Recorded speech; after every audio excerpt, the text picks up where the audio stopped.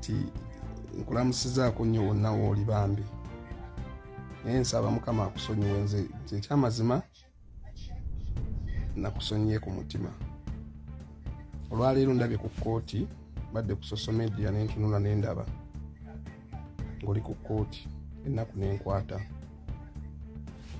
omuntu eyakusendasenda oba mwali mubaze kiddiiru kyammwe nekigaana nakusendasenda oyongereyo ebintu ebyo mu maaso ebyokwebuzabuza yakola bubi nnyo era munyigire nnyo.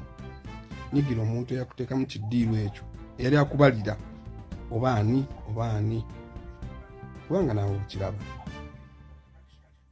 ku kkooti mutuuseeyo omusajja bamusibye wiiki ezo tewali temukuŋŋaanyanga bujulizi kyokka ate nga gw'omu watunda mu kamera eya lusikalibbala n'ogamba omwana bamukozesezza n'avaayo nabaana nga nabaana efulumya ebweru. Ekyo kiri ku record, it's on record. Ne bugenda ku YouTube mwakola ne kalibbala kuba watulika n'okaaba ne Rusi n'akaaba nga bagamba omwana avuddeyo ki nabaana bwe bujulizi kooti bwebeyagala bwe butyo. Kati omwana avuddeyo nabaana ate n'ogamba gw'omuntu wamutumya ku ssomero omwana yagenda okuvayo nabaana n'agenda ku ssomero avuddeyo nabaana ddala mukyala gwe oba olaba omwana asobola okutambula omanyi kye bayita nabaana omukazi aluma bulumu enseke zino enseke ezimulemesa okutambula naye nabaana n'avaayo ekyo wakyogera. Ekyokubiri kkooti byeyagala byerimu byebyo omwana walaba ki bwe mwatuukayo poliisi watuuka obujulizi obwo n'obulaga ng'omwana ku poliisi avuddeyo nabaana kuba bino wabyogera ng'omwana wamugamba ajjamu empale ogenda okutula ng'omwana afuutuseyo nabaana. Kiwulire ekintu ekyo. Ekyokubiri kiwakoze kyesigenda kyenkusabiramu nenkusaasira nalabye bambi nga bakuvuga sipiidi presa ekwitiriddeko kwekwata ku ruhaani mu maaso ga kamera ya Faruku Sakozi n'okwata ku ruhaani n'ogiwanika waggulu n'olayira n'ogamba nti layira nga nti Allah bawange mwizwera yakwata omwana wange. Allahu akbar. Siri musiraamu naye ekintu ekyo kyankuba wala nenkusonyiwirawo nze kasita nalaba nga okutte ku ruhaani nenkusonyiwa kuba tomanyi kyotegi tumanyi kyekitegeeza kwata ku ruhaani tumanyi namaanyi ga kitabo ekyo ku ruhaani ne Bible obikwate olayira ogambe nti nze ndayira omwana bakwata kubanga Faruku yakugamba nti Hajjati layira okakasa nkakasa nze ku ruhaani ino ndayidde n'olayira nti wallahi billahi tallahi Hajji yakwata omwana naye nga wawulira buwulizi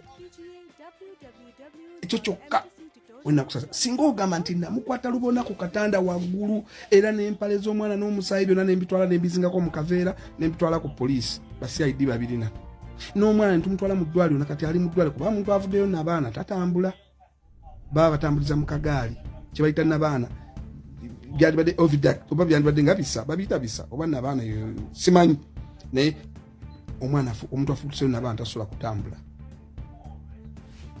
omwana gwe balepinze aba awonyera naye atavuddeyo nabaana batatasobola kutambula buyo naaba amwonoonye kati gwe tiwakugamba tiwalaba pozi nga nze nanaba bubi naye video za kalibbala mwekiri. Ekyokubiri kyenakusaasirako kukwata ku ruhaani n'olayira nga wawulira buwulizi kigambo kuwulira kakati mwanyinaze sister gana amagezi kanga kuwe ennaku z'omwezi nga 4 bagenda kuzza mwami wo mu kkooti era ndabye ku looya oyo mwami Nsereko ng'agamba bagenda kukola production warrant bamutimeyo. Production warrant etegeeza kkooti ewandiika ebbaluwa mu kkomera nga yeetaaga omwami mwizera awulirizibwe.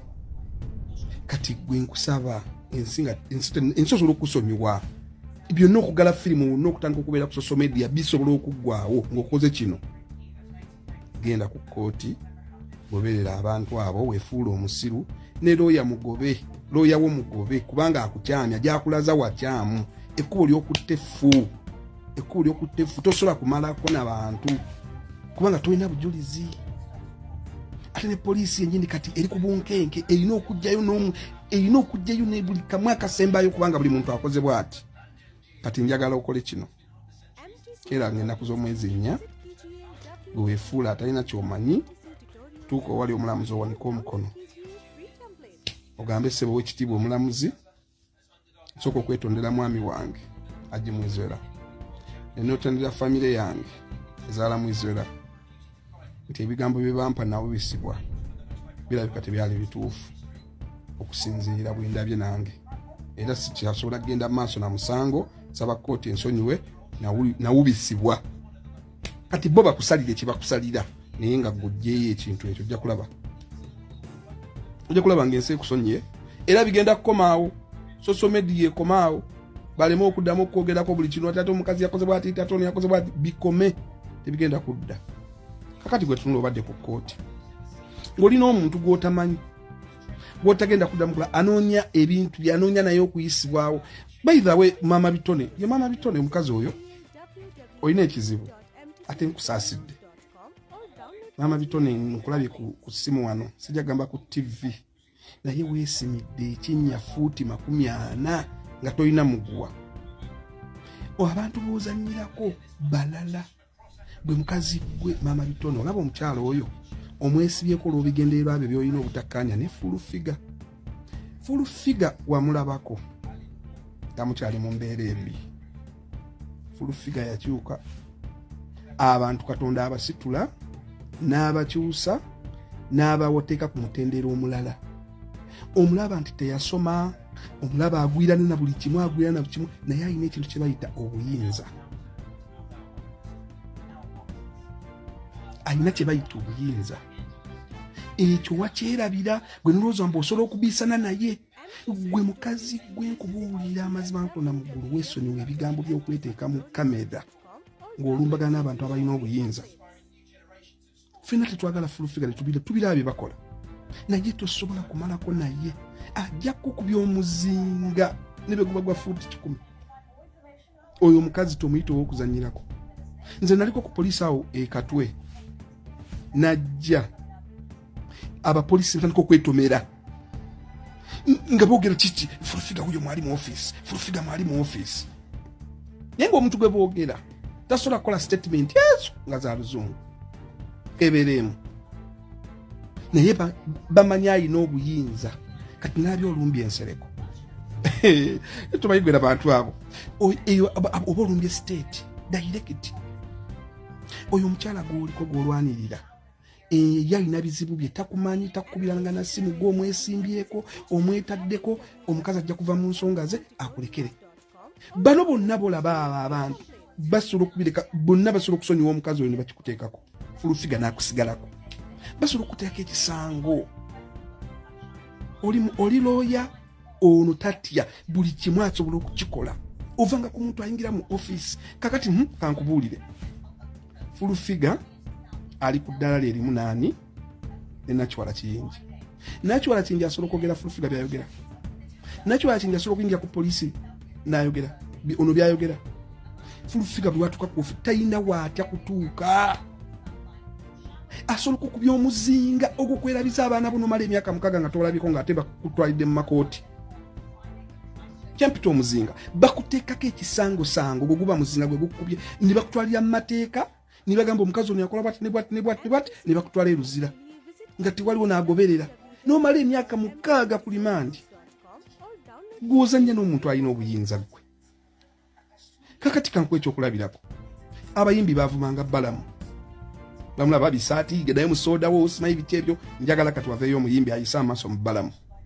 Minisita buyinza bulina gubadde ki tumanyi budde bw'abantu neweetekamu abo abantu bonna ng'olwanagana kankubuulireko kino ekigambo balamu twabanga yakulabye ng'oli awo mu mmotoka abantu balidde bali abantu bafa majority abantu abangi we baali tebagenza kwekutunuulira naye ofulumye mu mmotoka n'otandika okuweekereza ebigambo omutemu wuuyo gwe Bitone simanyi Mama Bitone n'alongo Bitone. Kiki kyewenoonyeza ku fulufiga? Walaba ku musajja gwe bayita kitata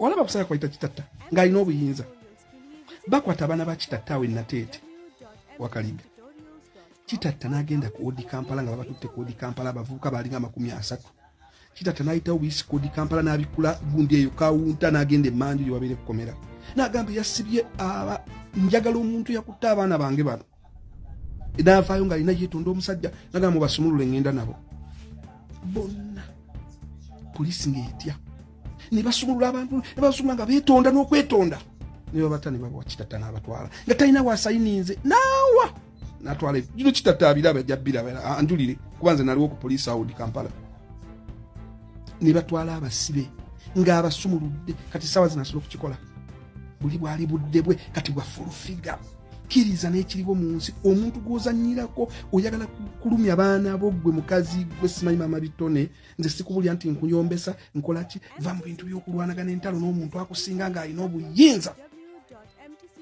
va mu muntu n'omuntu gw'olwanisa n'omuntu omuntu gw'olwana naye mulala tomuyita oli nakangubi gwe mwalabanga mu bidongo nga mugenda simanyi wawawa mulala kubulidde ovanga ku muntu atalina nsonyi ovanga ku muntu atuka ku poliisi n'alagira ate abapoliisi ne bamutya aba DPC ne bamutandika omutya kati guno omusango gwa mwizeera gwakona lwakuba abo baguyingiramu n'ayagala okulya akasente bw'atasobola kukalya nsyo nkikubuulira oyo omukyala n'akola ekyo kyemugambye n'agamba nze bannange nalinze simanyi mukama nsonyi biki basobola omusibayo wiiki 2 ne bagamba lwana omusajja n'agamba nze okusinza walillah ndi musajja wa ddiini nkusonyiire tutambule n'ensi eno endala mu maaso egende mu maaso kwetamusiba kuba poliisi mawulire ga bulimba nakutawanya gavumenti bayinza n'omuwa ekibonerezo nga kyakukola bulungi bwansi oba ne bamulika ne mugamba biwedde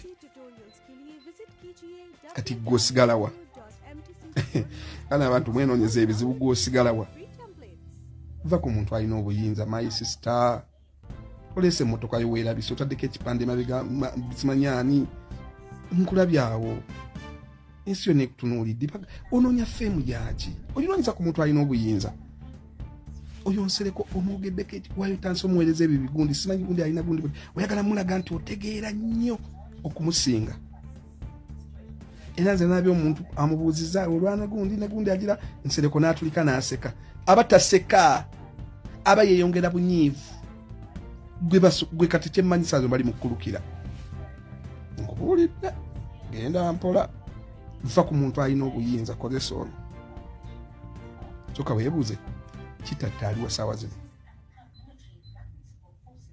oba tomumanyi oba tomuwulirangako